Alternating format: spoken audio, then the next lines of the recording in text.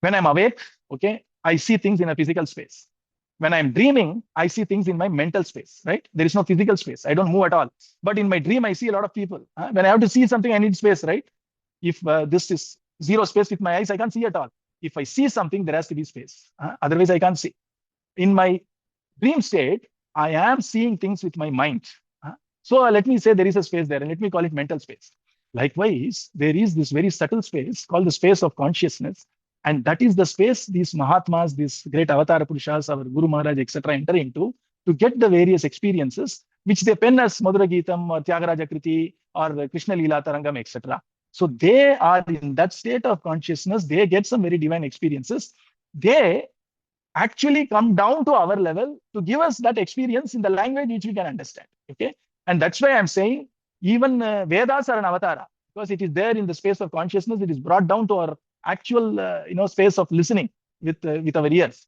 And every Madhura Geetam in a way is an avataram because it comes from the deepest of all anubhava of a great Mahatma. It has been somehow put into words which we can understand with our normal mind and normal brain, which is the reason why it will elevate us to that place also, because it came from there. As we keep thinking, mulling over it, or singing that, it can elevate us to that state where it came from, which is a state of consciousness. And then where does this question of grace come from? Our Swamiji very beautifully explained. In my dream, even if I dream about a war zone with a lot of sound in my dream, that sound won't wake me up. But if somebody even whispers in my ear in the actual waking state, I can move from my dream state to waking state. If my mother just calls my name, I'm able to wake up. But in my dream, somebody is shouting. The dream sound cannot wake me from the dream state, but a waking state sound can wake me from the dream state. Likewise, a Mahatma who is in the state of consciousness, he gives us something to wake us to that state or elevate us to that state.